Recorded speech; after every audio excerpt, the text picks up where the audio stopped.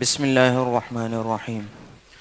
باب آكل الربا وشاهده وكاتبه.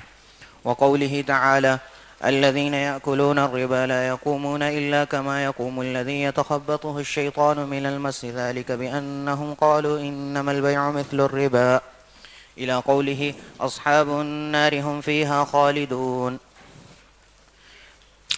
وبالسند المتصل منا إلى الإمام الحافظ الحجة أمير المؤمنين في الحديث أبي عبد الله محمد بن إسماعيل بن إبراهيم البخاري الجعفي رحمه الله تعالى، ومتعنا بعلومه وفيوضكم آمين. قال: حدثنا محمد بن بشار قال حدثنا غندر قال حدثنا شعبة عن منصور عن أبي الضحى عن مسروق عن عائشة رضي الله عنها قالت: لما نزلت آخر البقرة قرأهن النبي صلى الله عليه وسلم عليهم في المسجد ثم حرم التجارة في الخمر. وبه قال حدثنا موسى بن إسماعيل. بسم اللہ الرحمن الرحیم. الحمد للہ رب العالمین والصلاة والسلام علی رسولہ الکریم وعلی آلہ واصحابہ اجمعین. اما بعد، ربا کی حرمت کے بارے میں پہلے تفصیلی بیان ہو چکا ہے، اور اس میں جو تعویلات کی جاتی ہیں ان کا بھی جواب دیا گیا. اب یہ حدیث ہے کہ آکل الربا وشاہدہ وکاتبہ، کہ نبی کریم صلی اللہ علیہ وسلم نے منع فرمایا یا حرام قرار دیا ربا کھانے والے کو بھی، اس کے گواہ کو بھی، اور اس کے لکھنے والے کو بھی. یہ حدیث امام بخاری رحمۃ اللہ علیہ نے یہاں روایت نہیں کی جس میں یہ الفاظ ہیں: لعن اللہ آکل الربا وموکلہ وشاہدہ وکاتبہ، لیکن شاید اس لیے کہ وہ ان کی شرط کے مطابق نہیں تھی، لیکن ترجمۃ الباب میں اس کی طرف اشارہ کر دیا کیونکہ وہ قابل استدلال ہے. اب اس میں پہلی بات تو یہ ہے کہ ربا لینے والا ہی مجرم نہیں ہے، بلکہ سود دینے والا بھی، کھلانے والا بھی، پھر اس کا گواہ بننے والا بھی، معاہدے کا گواہ بننے والا، اور معاہدہ لکھنے والا، جس نے معاہدہ لکھا سود کا، تو وہ بھی اس لعنت کے اندر داخل ہے، والعیاذ باللہ العلی العظیم. لیکن کاتب سے مراد در حقیقت وہ شخص ہے کہ جو ربا کا معاہدہ لکھے. اور لیکن بعض اوقات ایسا ہوتا ہے کہ جیسے آج کل آڈیٹر کی آڈٹ کی فرمیں ہوتی ہیں، وہ جا کر کسی بینک کا آڈٹ کر رہی ہوتی ہیں، تو وہ اس کو یہ نہیں کہیں گے کہ وہ لکھنے والا ہے، کیونکہ معاہدہ تو پہلے لکھا جا چکا اور معاہدہ پہلے ہو چکا، اس میں اس کا کوئی دخل نہیں ہے. لیکن صرف یہ کہ اس کا حساب کرنا ہے. حساب کرنے سے مراد یہ کہ یہ دیکھنا ہے کہ حساب میں کوئی غلطی تو نہیں ہوئی ہے. تو بظاہر وہ اس مفہوم کے اندر داخل نہیں ہوگا، لیکن جو بینک کے اندر بیٹھ کر یا باقاعدہ اس کا ملازم بن کر وہ اس معاہدے کو لکھ رہا ہے، تو وہ اس وعید میں داخل ہے. آگے حدیث جو ہے حضرت عائشہ صدیقہ رضی اللہ تعالیٰ عنہ نے فرماتی ہیں کہ جب سورہ بقرہ کی آخری آیتیں نازل ہوئیں تو نبی کریم صلی اللہ علیہ وسلم نے وہ تلاوت فرمائی مسجد میں، اور پھر خمر میں تجارت کو بھی حرام کیا. ان الفاظ سے بظاہر یہ لگتا ہے کہ ربا کی حرمت پہلے آئی اور خمر کی حرمت بعد میں آئی، خمر میں تجارت کرنے کی حرمت بعد میں آئی، کیونکہ ثم حرمت تجارت فی الخمر. تو اس سے بعد لوگوں نے یہ سمجھا کہ خمر کی تجارت کا حکم بھی بالکل آخر میں، جبکہ ربا کے حرمت کا حکم آیا تھا، اس وقت آیا. حالانکہ یہ واقعے کے مطابق نہیں ہے. واقعے کے مطابق بات یہ ہے کہ خمر کی حرمت بہت پہلے نازل ہو چکی تھی، اور خمر کے بارے میں تفصیلی احکام بھی آ چکے تھے، لیکن اس موقع پر جب آپ نے ربا کی حرمت کا اعلان فرمایا تو اس وقت مناسب سمجھا کہ اس خمر کی حرمت کا بھی اعادہ فرما دیں۔ یہ نہیں ہے کہ حرمت خمر کا حکم بھی اسی وقت نازل ہوا، بلکہ جو پہلے نازل ہوا تھا اس کی طرف مزید تاکید آپ نے اس وقت فرما دی۔ یہ ہے صحیح معنی، صحیح مفہوم اس کا۔ جی وبه قال حدثنا موسى بن إسماعيل قال حدثنا جرير بن حازم قال حدثنا أبو رجاء عن سمرة بن جندب رضي الله عنهما قال قال النبي صلى الله عليه وسلم رأيت الليلة رجلين أتياني فأخرجاني إلى أرض مقدسة فانطلقنا حتى أتينا على نهر من دم فيه رجل قائم وعلى وسط النهر رجل بين يديه حجارة فأقبل الرجل الذي في النهر فإذا أراد الرجل أن يخرج رمى الرجل بحجر في فيه فرده حيث كان فجعل كلما جاء ليخرج رمى في فيه بحجر فيرجع كما كان فقلت من هذا فقال الذي رأيته في النهر آكل الربا۔ یہ حدیث میں نبی کریم صلی اللہ علیہ وسلم نے اپنا ایک خواب بیان فرمایا ہے۔ ایک طویل حدیث ہے جس میں آپ نے طویل خواب کا ذکر فرمایا، اس کا ایک چھوٹا سا حصہ یہاں پر جو سود خور کے متعلق تھا وہ صرف اتنا روایت کیا ہے امام بخاری نے۔ حضرت سمرہ بن جندب سے روایت ہے کہ نبی کریم صلی اللہ علیہ وسلم نے فرمایا کہ میں نے آج کی رات دو آدمی دیکھے جو میرے پاس آئے اور مجھے اٹھا کر لے گئے ارض مقدسہ کے پاس، یعنی بیت المقدس۔ تو یا تو مراد سے بیت المقدس ہے یا مطلق کوئی ارض ایسی تھی کہ جو کہ مقدس تھی۔ تو ہم چلے یہاں تک کہ ہم ایک ایسے دریا پہ پہنچے کہ جو خون کا دریا تھا۔ اسی دریا کے اندر ایک شخص کھڑا ہوا تھا نہر کے بیچوں بیچ، نہر کے درمیان، اور ایک شخص تھا کہ جس کے سامنے پتھر پڑے ہوئے تھے۔ تو جو شخص دریا میں تھا وہ سامنے آتا اور جب وہ ارادہ کرتا کہ وہ باہر نکلے اس دریا سے تو یہ شخص جس کے پاس پتھر پڑے ہوئے تھے وہ اس کو ایک پتھر اس کے منہ پر مارتا اور اس کو وہیں واپس کر دیتا جہاں سے وہ آیا تھا۔ فَجَعَلَ كُلَّمَا جَاءَ لِيَخْرُجَ، جب بھی وہ باہر نکلنا چاہتا تو اس کے منہ پر ایک پتھر مارتا تھا تو وہ واپس اسی طرح چلا جاتا تھا۔ تو میں نے اپنے ساتھی سے پوچھا، ساتھیوں سے جو مجھے لے کر آئے تھے، تو ان سے پوچھا کہ یہ کون ہے؟ تو انہوں نے جو بتایا کہ یہ جس کو آپ نے سمندر میں وہ دریا میں دیکھا ہے وہ سود خور ہے، اس کے ساتھ یہ معاملہ ہو رہا ہے برزخ میں۔ تو جب تک کہ حشر قائم ہوگا اس وقت تک اس کی یہی سلسلہ جاری رہے گا۔ تو یہ جو بعد میں اس حدیث کے اندر آتا ہے کہ یہ دو صاحبان جو آپ کو لے کر گئے تھے، یہ ایک جبریل علیہ السلام تھے اور ایک میکائیل علیہ السلام تھے۔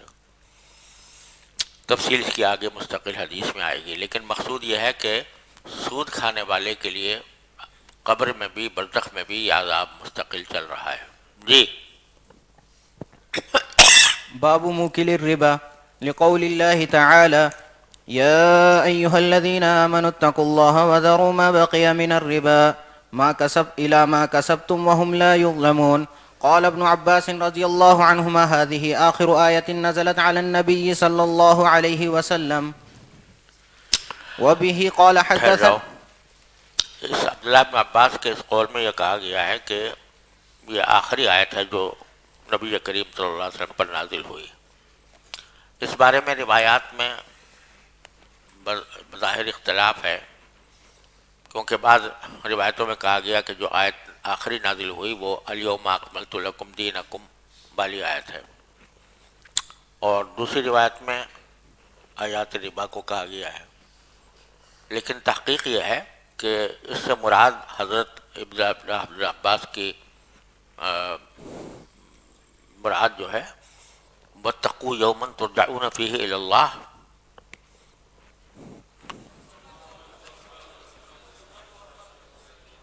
ثم توفى كل نفس ما كسبت وهم لا يظلمون، یہ آیت مراد ہے، یہ سب سے آخر میں نازل ہوئی۔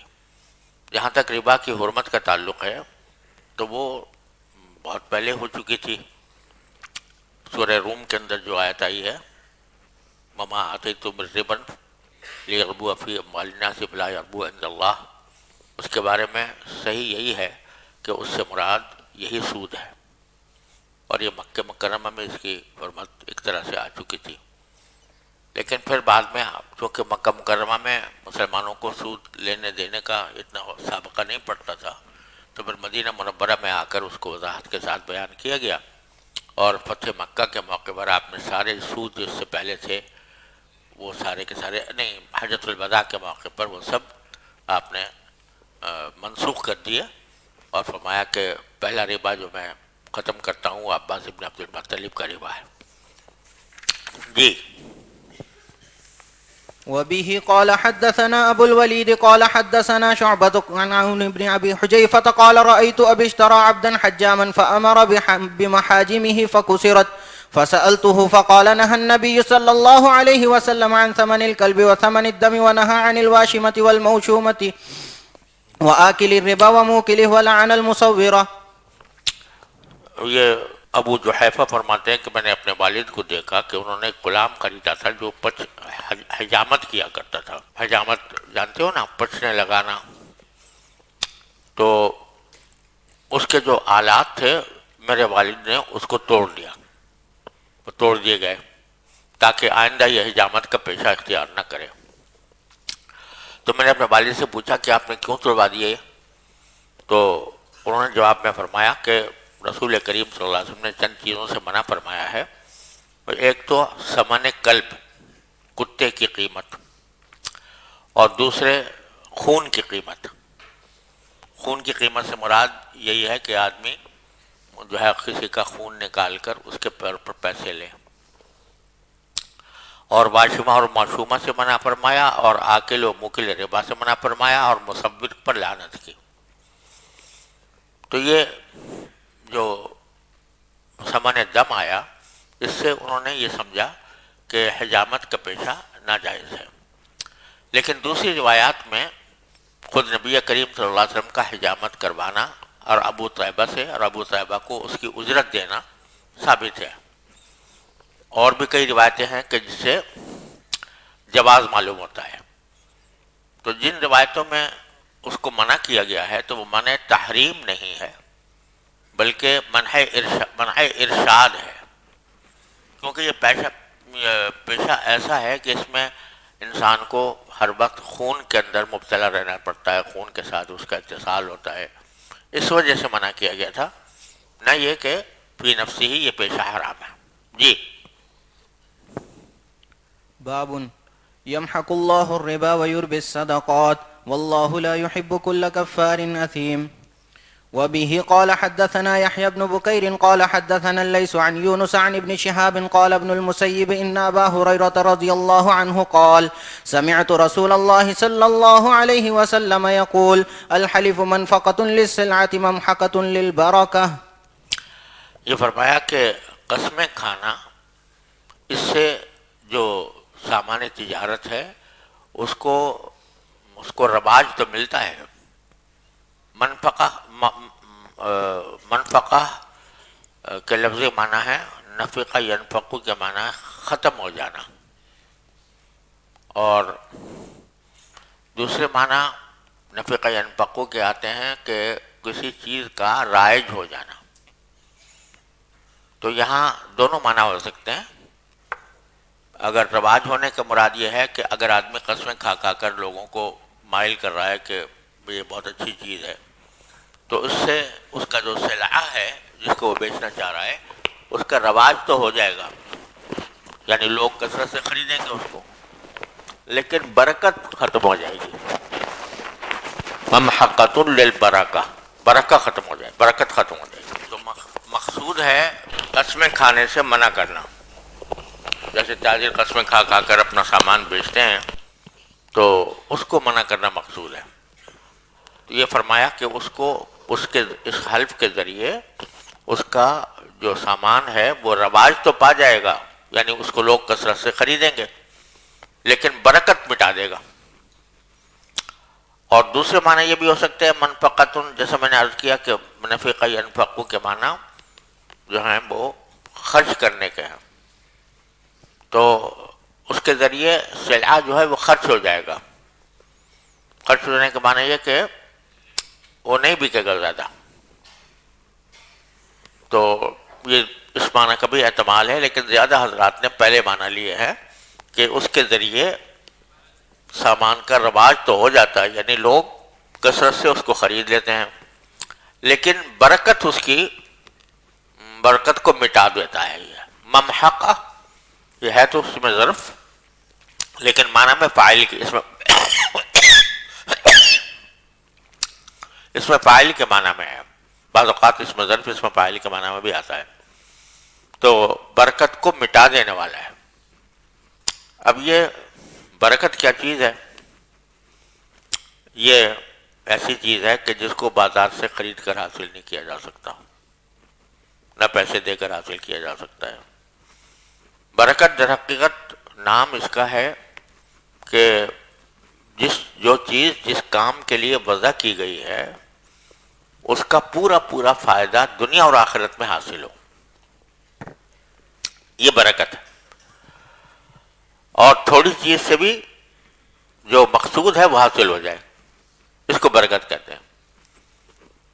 اب اگر کوئی شخص رشوت لے رہا ہے یا سود کھا رہا ہے تو دیکھنے میں اس کے مال کی گنتی میں تو اضافہ ہو رہا ہے کہ پہلے 10,000 روپے تھے، اس کے بعد اب 20,000 ہو گئے، پھر 30,000 ہو گئے، تو گنتی میں اضافہ ہو رہا ہے، لیکن برکت زائل ہو جاتی ہے. برکت زائل ہونے کا معنی یہ کہ جو اصل مقصود ہے پیسے کا، پیسہ بذات خود تو کوئی چیز مقصود چیز نہیں ہے نا. پیسے کا کوئی آدمی نہ کھا سکتا ہے، نہ پہن سکتا ہے، نہ اس سے کوئی اور انتفاع کر سکتا ہے. اس پیسے کے جو فوائد ہونے چاہیے تھے وہ فوائد حاصل نہیں ہوتے، اور فرض کرو پیسے تو بہت آ گئے اور گھر میں بیماریاں کھڑی ہو گئیں، تو جو پیسے آئے تھے وہ بیماریوں میں خرچ ہو گئے. تو اس طرح برکت اس کی ضائع ہو جاتی ہے. اس حدیث کو امام بخاری نے یمحق اللہ الربا کی آیت کا ترجمہ قائم کر کے لائے ہیں، محاق کا مطلب بتانے کے لیے. یمحق اللہ الربا، جو قرآن نے فرمایا کہ اللہ تعالیٰ ربا کو مٹاتا ہے اور صدقات کو بڑھاتا ہے، تو دیکھنے والا ظاہر میں یہ کہہ سکتا ہے کہ بھئی ربا کے ذریعے تو مال مٹتا نہیں ہے، مال میں اضافہ ہوتا ہے. جو کوئی آدمی سود کھا رہا ہے، سود پر پیسے دے رہا ہے، تو جب اس کو پیسے واپس ملیں گے تو اس میں صرف اپنا قرضہ ہی نہیں واپس ملے گا بلکہ اس پر زیادتی بھی ملے گی. تو بظاہر تو وہ اس میں بڑھوتری ہو رہی ہے، لیکن قرآن کہتا ہے کہ وہ مٹاتا ہے اللہ تعالیٰ اس کو. تو اس کی تشریح کرنے کے لیے امام بخاری نے یہ حدیث روایت کی ہے کہ ممحقۃ للبرکہ، اس میں آپ نے برکت کو مٹانے کا ذکر کیا ہے. تو جہاں یہ فرمایا ہے کہ یمحق اللہ الربا، تو وہاں پر معنی یہی ہے کہ ربا کی، یعنی اس مال کی جو ربا سے حاصل کیا گیا ہے اس کی برکت کو اللہ تبارک و تعالیٰ مٹا دیتا ہے. جی. باب ما يكره من الحلف في البيع. وبه قال حدثنا عمرو بن محمد قال حدثنا هشيم قال أخبرنا العوام عن إبراهيم بن عبد الرحمن عن عبد الله بن أبي أوفى رضي الله عنه قال أن رجلا أقام سلعة وهو في السوق فحلف بالله لقد أعطي بها ما لم يعطى ليوقع فيها رجلا من المسلمين فنزلت إن الذين يشترون بعهد الله وإيمانهم ثمنا قليلا الآية. عبداللہ ابن ابی اوفیٰ رضی اللہ عنہ فرماتے ہیں کہ ایک شخص نے قائم کیا کوئی سلعہ، بازار میں کھڑا کیا کہ بھئی یہ سامان مجھے بیچنا ہے، وہو فی السوق، اور اللہ کی قسم کھا کر کہتا ہے کہ لقد اعطی بہا ما لم یعطى، کہ مجھے اس سامان کے بدلے میں پیشکش کی گئی ہے اتنے زیادہ مال کی، حالانکہ وہ اس کو وہ دیا نہیں گیا تھا. یہ اس کو دو طریقے سے پڑھ سکتے ہیں سر اس جملے کو. ایک جو میں ابھی پڑھ رہا ہوں کہ اعطیہ بھی مجہول اور معلم یعطا بھی مجہول. اس کے معنی یہ ہے کہ قسم کھا کر کوئی تاجر یہ کہہ رہا ہے کہ بھائی یہ میں تمہیں 20 روپے میں بیچ رہا ہوں، حالانکہ مجھے پیشکش 25 کی بھی کی گئی تھی. یعنی وہ کہہ رہا ہے کہ میں تو تمہارے ساتھ رعایت کر رہا ہوں، دوسرے خریدار بھی موجود ہیں جو مجھے 20 سے زیادہ پیسے دینے کو تیار ہیں، تو اب اگر تم 20 میں لینا چاہتے ہو لے لو، تمہارا ہی فائدہ ہوگا. اور یہ بات قسم کھا کر کہتا ہے، حالانکہ وہ جو کہہ رہا ہے کہ مجھے دوسرے آدمی نے 25 کی پیشکش کی ہے اور 25 میں خریدنا چاہتا ہے، یہ بات غلط تھی، واقعے کے خلاف تھی. تو اعطی بہا یعنی اس کو پیشکش کی گئی ہے دینے کی، معلم یعطا اس مقدار کی پیشکش کی گئی ہے جو حقیقت میں اس کو پیشکش نہیں کی گئی تھی. ارے سمجھے نا، ایک معنی اس کے ہے مجہول صورت، مجہول اگر پڑھا جائے دونوں کو. اور دوسرا اس میں روایت ہے لقد اعطا بها ما لم يعطي، دونوں جگہ معروف. کیا معنی کہ میں نے جب اس کو خریدا تھا تو اتنے پیسوں میں خریدا تھا. جھوٹ بول کر کہہ رہے بھائی میں نے تو 100 روپے میں خریدی تھی یہ چیز، لہذا میں تمہیں اگر 110 میں دے رہا ہوں یا 105 میں دے رہا ہوں تو میں بہت معمولی منافع رکھ رہا ہوں، مجھے تو 100 میں ملی تھی. تو حالانکہ اس کو 100 میں نہیں ملی تھی، کم میں ملی تھی، وہ زیادہ بڑھا کر بتا رہا ہے اپنی لاگت. تو جب کوئی شخص قسم کھا کے اس طرح کرے لیوقع فیہا رجل من المسلمین، کہ جس کی وجہ سے وہ مشکل میں ڈال دے مسلمانوں میں سے کسی مسلمان کو. مشکل میں ڈال دینے کے معنی یہ کہ وہ بیچارہ دھوکے میں آ کر خرید کے لے کے چلا گیا، پیسے اس کے زیادہ ضائع ہو گئے.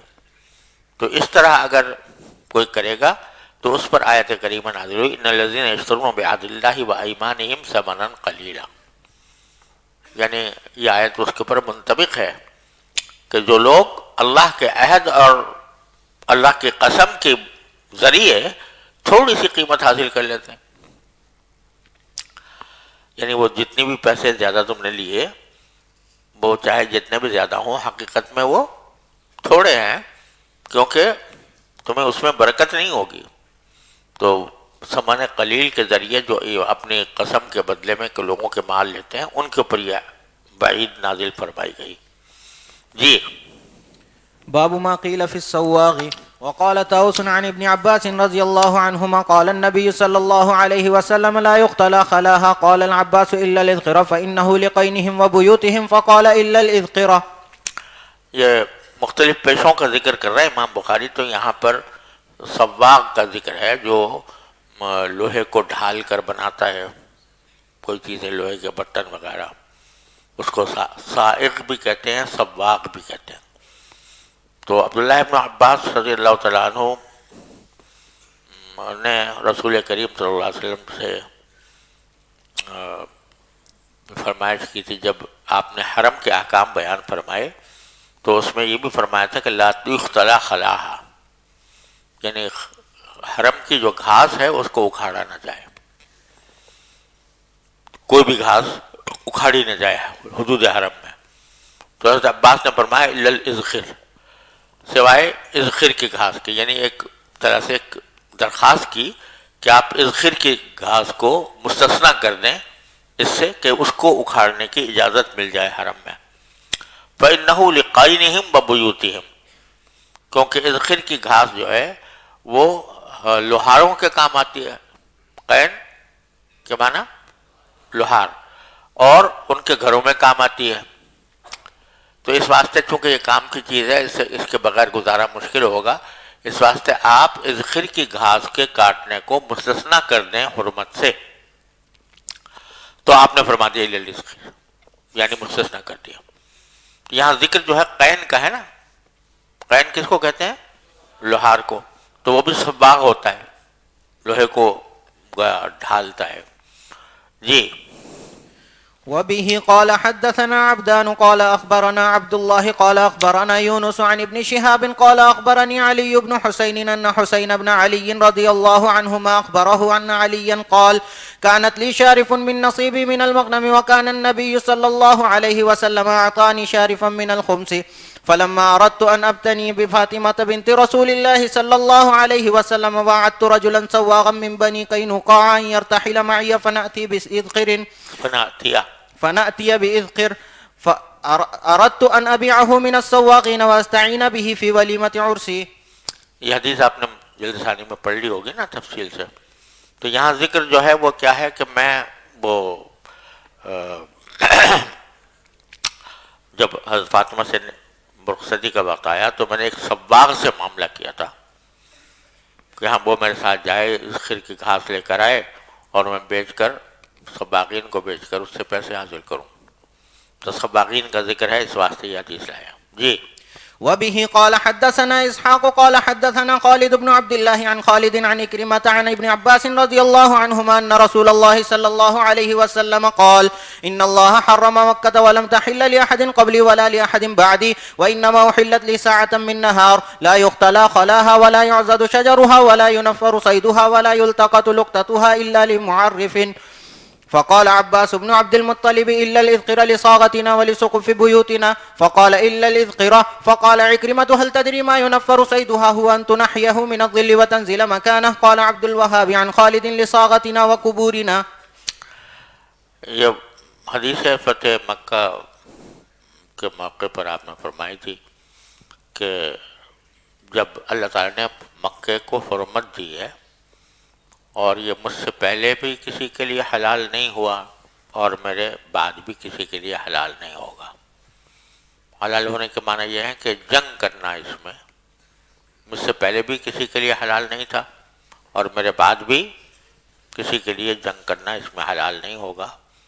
وَإِنَّمَا أُحِلَّتْ لِي سَاعَةً مِّن نَّهَارٍ، اور مجھے بھی جنگ کرنا اس میں حلال کیا گیا تھا دن کے ایک حصے میں استثناء کے طور پر. اور پھر آگے احکام یہ ہیں اس کی کہ لا یختلا خلاہا، اس کی جو خضرہ و گھاس ہے اس کو کاٹا نہ جائے، ولا یعضد شجرها، اس کے درخت کو کاٹا نہ جائے، ولا ينفر صیدها، اور اس حدود حرم میں جو کوئی شکار آئے تو اس کو بھگایا نہ جائے. بغایا نہ جائے کہ معنی آ گیا رہے. ولا یلتقط لقطتها، اور اس کا لقطہ بھی ہے وہ بھی اٹھایا نہ جائے مگر اس شخص کے وہ اٹھائے جو کہ اس کی تعریف کرے اور مالک کو تلاش کر کے اس تک پہنچانے کی کوشش کرے. تو عباس بن عبد المطلب رضی اللہ تعالیٰ عنہ نے درخواست کی کہ الاذخر لساقتنا ولسقف بیوتنا، کہ یہ اذخر کی ضرورت ہوتی ہے ہمارے ساغہ کو اور ہمارے گھروں کی چھتیں اس سے بنتی ہیں. تو پھر آپ نے استثناء فرما دیا. پھر اکرمہ کہتے ہیں کہ اپنے شاگرد سے پوچھتے ہیں کہ هل تدری ما ينفر صیدها، تم جانتے ہو کہ ما ينفر صیدها جو فرمایا گیا تھا اس کا کیا مطلب ہے صید کو بھگانے کا؟ وہ کیا ہے؟ پھر تفسیر کی هو ان تنحيه من الظل وتنزل مكانه، کہ ایک بیچارہ جانور جو ہے وہ کسی درخت کی چھاؤں میں بیٹھا ہوا ہے، اس کے سائے میں بیٹھا ہے، تو آپ اس کو تو بھگائیں اور خود جا کے بیٹھ جائیں وہاں پر. یہ معنی ہے لا ينفر صیدها کے. جی. باب ذکر القین والحداد. وبه قال حدثنا محمد بن بشار قال حدث ابن ابي عدي عن شعبة عن سليمان عن ابي الضحى عن مسروق عن خباب رضي الله عنه قال كنت قينا في الجاهلية وكان لي على العاص بن وائل دين فأتيته أتقاضاه قال لا أعطيك حتى تكفر بمحمد فقلت لا أكفر بمحمد حتى يميتك الله ثم تبعث قال دعني حتى أموت وأبعث فسأوتى مالا وولدا فأقضيك فنزلت أفرأيت الذي كفر بآياتنا وقال لأوتين مالا وولدا. یہ حدیث پڑھ لی ہوگی آپ نے تفسیر میں، پڑھ لی کہ نہیں؟ جی. باب الخياط. وبه قال حدثنا عبد الله بن يوسف قال أخبرنا مالك عن إسحاق بن عبد الله بن أبي طلحة أنه سمع أنس بن مالك رضي الله عنه يقول إن خياطا دعا رسول الله صلى الله عليه وسلم لطعام صنعه. قال أنس بن مالك فذهبت مع رسول الله صلى الله عليه وسلم إلى ذلك الطعام فقرب إلى رسول الله صلى الله عليه وسلم خبزا ومرقا فيه دباء وقديد فرأيت النبي صلى الله عليه وسلم يتبع الدباء من حوالي القصعة. قال فلم أزل أحب الدباء من يومئذ. ایک درزی نے رسول اللہ صلی اللہ علیہ وسلم کی دعوت کی. حضرت انس فرماتے ہیں میں بھی گیا حضور اقدس صلی اللہ علیہ وسلم کے ساتھ اس کھانے میں، تو اس داعی نے رسول اللہ صلی اللہ علیہ وسلم کے قریب لا کر رکھا ایک روٹی اور شوربہ، مرق کے معنی شوربہ، جس میں لوکی بھی پڑی ہوئی تھی، دبا، اور وقدید اور گوشت کے ٹکڑے بھی. قدید اصل میں کہتے ہیں وہ اس گوشت کو جس کو سکھا کر رکھ لیا گیا ہو، پھر اس کے اوپر کچھ نمک وغیرہ لگا کر اس کو کھانے کے لیے استعمال کیا جاتا ہے، اس کو قدید کہتے ہیں. تو قدید بھی تھا اس شوربے کے اندر، یعنی گوشت بھی تھا. تو میں نے نبی کریم صلی اللہ علیہ وسلم کو دیکھا کہ آپ تلاش کرتے تھے دبا کو، لوکی کو، من حوالی القصع، پیالے کے مختلف جگہوں سے، آس پاس سے. تو جب میں نے دیکھا کہ رسول کریم صلی اللہ علیہ وسلم بڑے اشتیاق کے ساتھ دبا کو تلاش کر رہے ہیں، تو میں اس وقت سے دبا مجھے محبوب ہو گیا. جی. باب النساج. وبه قال حدثنا يحيى بن بكير قال حدثنا يعقوب بن عبد الرحمن عن أبي حازم سمعت سهل بن سعد رضي الله عنه قال جاءت امرأة ببردة قال تدرون ما البردة؟ فقيل له نعم هي الشملة منسوج في حاشيتها. قالت يا رسول الله إني نسجت هذه بيدي يكسوكها. فأخذها النبي صلى الله عليه وسلم محتاجا إليها فخرج إلينا وإنها إزاره. فقال رجل من القوم يا رسول الله اكسنيها. فقال نعم. فجلس النبي صلى الله عليه وسلم في المجلس ثم رجع فطواها ثم أرسل بها إليه. فقال له القوم ما أحسنت سألتها إياه ولقد عرفت أنه لا يرد سائلا. فقال الرجل والله ما سألته إلا لتكون كفني يوم أموت. قال سهل فكانت كفنه. ایک عورت ایک چادر لے کر آئی حضور اقدس صلی اللہ علیہ وسلم کی خدمت میں، اور سہل بن سعد جو یہ واقعہ بیان فرما رہے ہیں، انہوں نے اپنے شاگردوں سے پوچھا کہ جانتے ہو بردہ کیا ہوتا ہے، کیا ہوتی ہے؟ تو کسی نے کہا کہ ہاں ہم جانتے ہیں، یہ شملۃ منسوج فی حاشیتها، یہ چادر ہوتی ہے جس کے حاشیے میں کوئی چیز بنی ہوئی ہوتی ہے، یعنی کچھ نقش و نگار ہوتے ہیں. تو وہ لائی حضور کی خدمت میں اور عرض کیا کہ رسول اللہ انی نسجت هذه بیدی، میں نے یہ چادر اپنے ہاتھ سے بنی ہے، اکسو کہا تاکہ میں آپ کو پہناؤں. فاخذها النبی صلی اللہ علیہ وسلم محتاجا الیہ، آپ نے وہ چادر اس سے لے لی اس حالت میں کہ آپ احتیاج ظاہر فرما رہے تھے اس کی طرف. یہ ہدیہ قبول کرنے کا ایک ادب اس سے معلوم ہوتا ہے کہ جب کوئی شخص خلوص کے ساتھ کوئی ہدیہ لے کر آئے تو آدمی کو کوشش کرنی چاہیے کہ اس سے استغنا نہ ظاہر کرے، بلکہ بھی ظاہر کرے کہ ہاں بھائی تم اچھی چیز لے کر آئے میرے لیے، مجھے اس کی ضرورت تھی، تاکہ اس کا دل خوش ہو کہ میں ایسی چیز لایا جو میرے بزرگ کی ضرورت کی تھی، ان کی حاجت تھی. تو آپ نے اس کے اوپر اس کی طرف اپنی حاجت کا اظہار کرتے ہوئے وہ چادر قبول فرمائی. اب یہ بھی ہو سکتا ہے کہ حقیقی طور پر حاجت ہو آپ کو، اور یہ بھی ہو سکتا ہے کہ آپ نے اس عورت کا دل خوش کرنے کے لیے فرمایا کہ بھائی ہاں اچھی چیز ہے، ہمیں ضرورت تھی اس کی. اب ضرورت تو کلی مشکک ہے نا، کہیں معمولی ضرورت ہوتی ہے، کہیں زیادہ ضرورت ہوتی ہے. تو اس واسطے آپ نے اس کے طرف اپنی حاجت کا اظہار فرمایا۔ تو کیا ہوا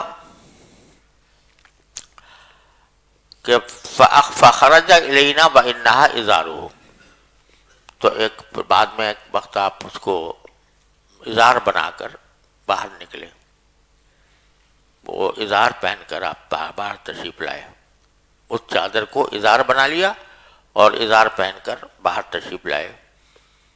تو کسی نے دیکھ کر کہا کہ یا رسول اللہ اکسنیہا،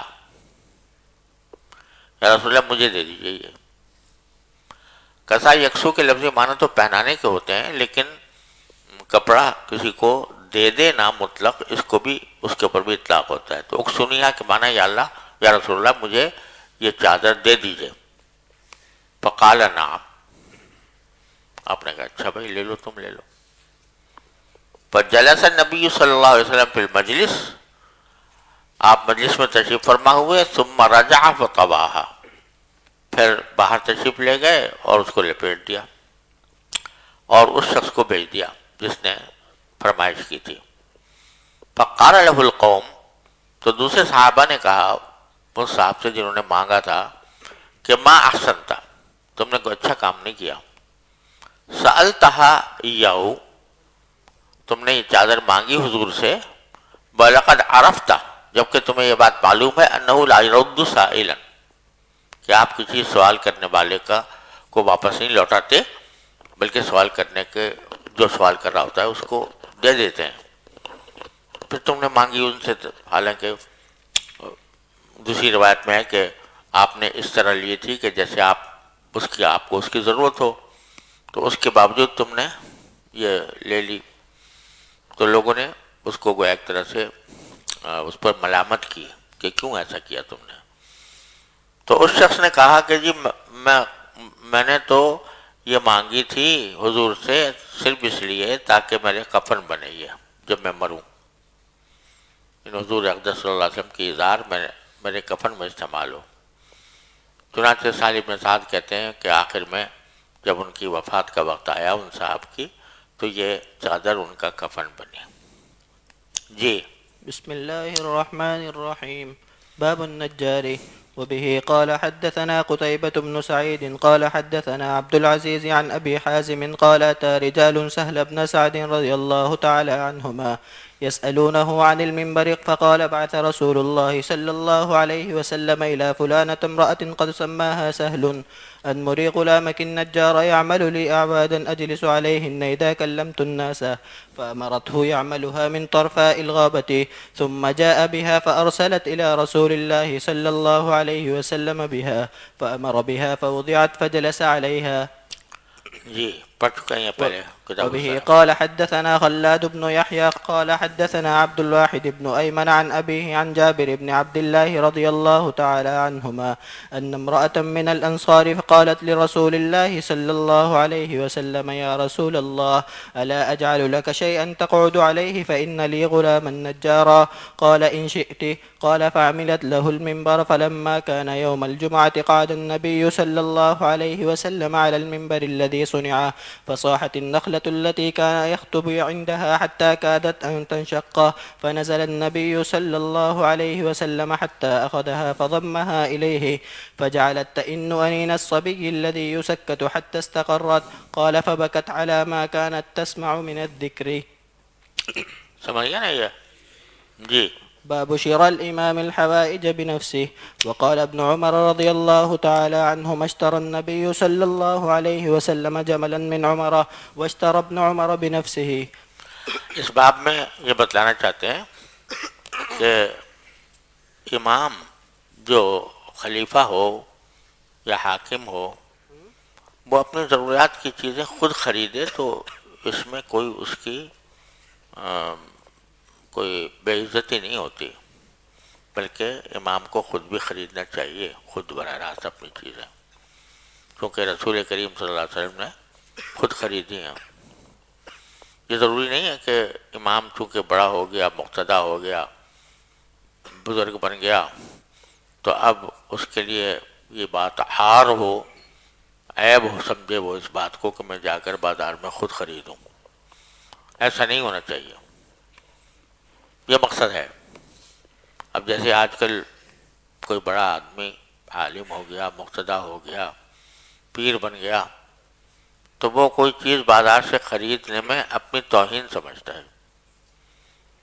تو بتلانا یہ ہے کہ یہ کوئی توہین کی بات نہیں ہے، یہ تو نبی کریم صلی اللہ علیہ وسلم کی سنت ہے، اور قرآن کریم میں بھی انبیاء کرام کے بارے میں اس طرح کی بات آئی ہے، ما لہذا الرسول یأکل الطعام ویمشی فی الاسواق۔ تو کفار نے نبی کو یہ طعنہ دیا کہ بھئی آپ تو اسواروں میں بازاروں میں گھومتے رہتے ہیں، تو آپ کیسے نبی ہو سکتا ہے؟ معلوم ہوا کہ انبیاء کرام بھی خود اپنی خریداری کیا کرتے تھے۔ یہ نہ ہو کہ جب کوئی آدمی ذرا مقتدی بن گیا تو بس یہ سمجھے کہ اب میں بہت بڑا آدمی ہو گیا ہوں اور اب خود جا کر اپنا کام کرنا یا اپنے لیے حاجت کو خریدنا یہ میری شان کے منافی ہے۔ تو چنانچہ فرماتے ہیں عبداللہ بن عمر کہ نبی کریم صلی اللہ علیہ وسلم نے ایک اونٹ خریدا تھا حضرت عمر سے خود براہ راست، اور عبداللہ بن عمر نے بھی خود خریداری کی، تو یعنی صحابہ کرام کا عمل بھی یہ رہا۔ اور عبد الرحمن بن ابی بکر کہتے ہیں کہ ایک مشرک جو ہے وہ کچھ بکریاں لے کر آ رہا تھا، تو نبی کریم صلی اللہ علیہ وسلم نے اس سے ایک بکری خریدی خود، اور حضرت جابر سے ایک اونٹ خریدا۔ تو حضور اقدس صلی اللہ علیہ وسلم کا خود خریداری کرنا ثابت ہے۔ جی وقال عبد الرحمن بن أبي بكر رضي الله تعالى عنهما جاء مشرك بغنم فاشترى النبي صلى الله عليه وسلم منه شاة واشترى من جابر رضي الله تعالى عنه بعيرا. وبه قال حدثنا يوسف بن عيسى قال حدثنا أبو معاوية قال حدثنا الأعمش عن إبراهيم عن الأسود عن عائشة رضي الله تعالى عنها قالت اشترى رسول الله صلى الله عليه وسلم من يهودي طعاما بنسيئة ورهنه درعه. جی باب شراء الدواب والحمير. وإذا اشترى دابة أو جملا وهو عليه هل يكون ذلك قبضا قبل أن ينزله؟ وقال ابن عمر رضي الله تعالى عنهما قال النبي صلى الله عليه وسلم لعمر بعنيه يعني جملا صعبا. یہ آگے حضرت جابر سے اونٹ کی خریداری کا واقعہ امام بخاری نے روایت کیا ہے۔ یہ واقعہ بخاری میں بہت سی جگہوں پر آیا ہے، اور خلاصہ اس کا یہ ہے کہ حضرت جابر رضی اللہ تعالیٰ عنہ نبی کریم صلی اللہ علیہ وسلم کے ساتھ ایک سفر میں تھے، تو جس اونٹ پر وہ سوار تھے وہ بڑا اڑیل تھا، چلتا نہیں تھا، تو وہ بیچارے چلانا چاہ رہے تھے اور وہ پیچھے رہ رہا تھا، تو قافلہ تو آگے جا رہا ہے، یہ ان کا اونٹ چلتا نہیں تھا۔ تو رسول کریم صلی اللہ علیہ وسلم جابر کے پاس آئے اور کہا کہ بھئی کیا مسئلہ ہے، کیوں تم پیچھے رہ رہے ہو؟ تو فرمایا کہ جی میرا تو اونٹ جو ہے وہ بہت تھک گیا ہے اور چلتا نہیں آگے۔ تو نبی کریم صلی اللہ علیہ وسلم نے اس کو قریب سے ایک شاخ توڑ کر اور اس کی قمچی بنا کر اس کو مارا ایک مرتبہ، اور پھر کہا کہ اب سواری کرو اس پہ۔ اب جابر جب سوار ہوئے تو اب وہ اتنا تیز رفتار ہو گیا کہ میں وہ رسول اللہ صلی اللہ علیہ وسلم سے بھی آگے نکلنے کی فکر میں تھا، اتنا تیز ہو گیا۔ تو جب وہ اتنا تیز ہو گیا تو حضور اقدس صلی اللہ علیہ وسلم نے عرض کیا، نے فرمایا کہ یہ تم مجھے دے دو،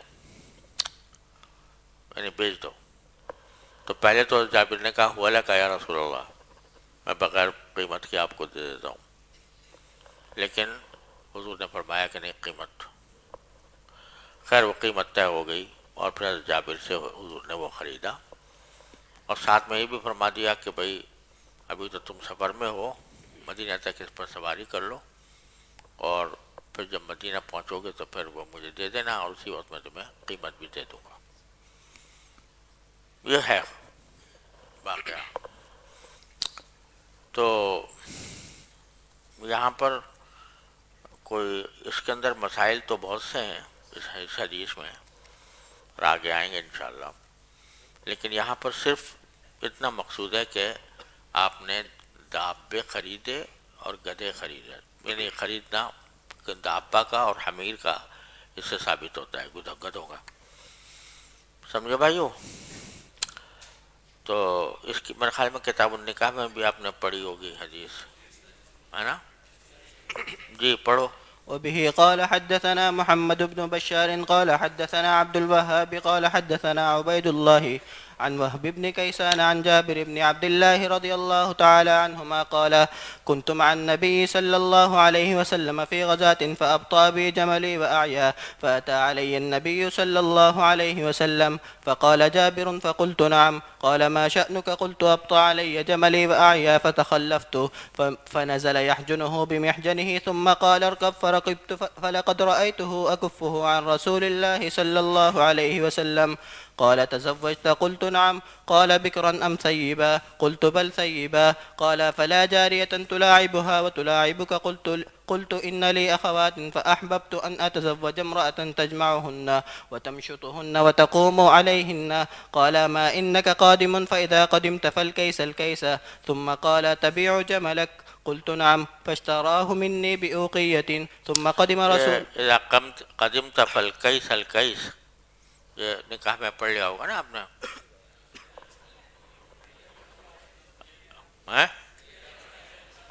نہیں آیا؟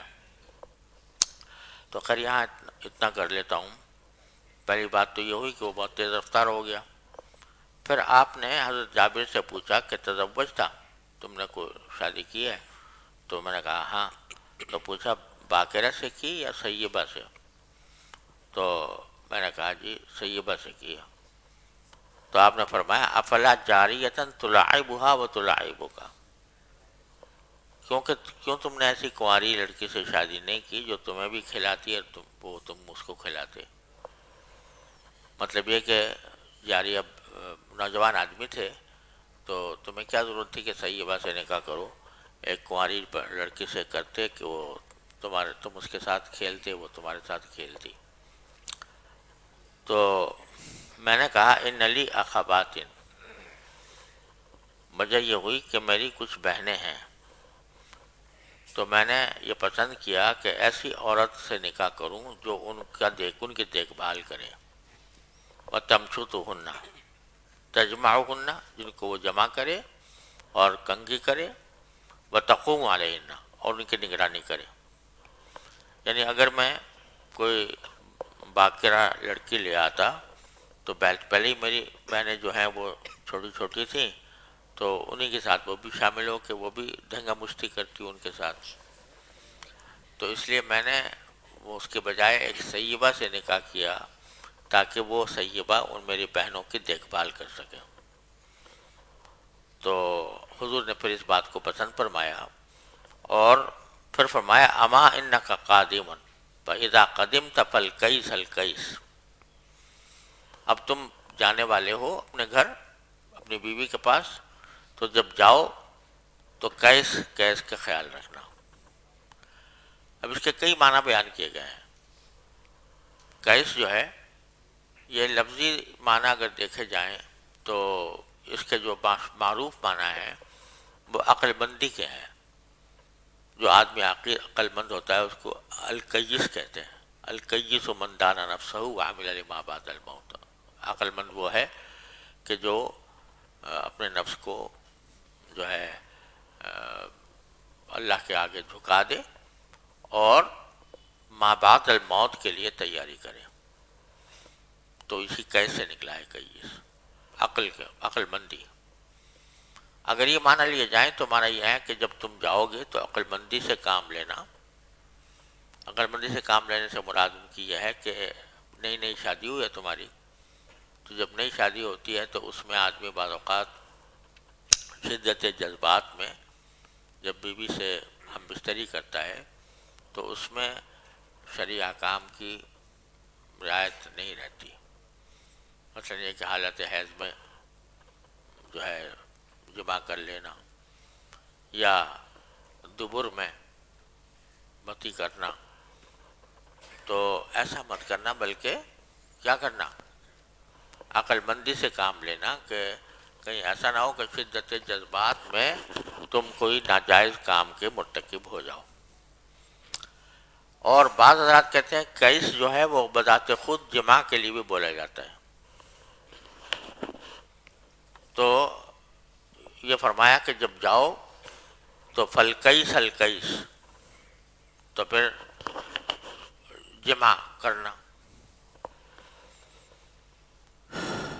یہ منسوب کیوں ہے؟ یہ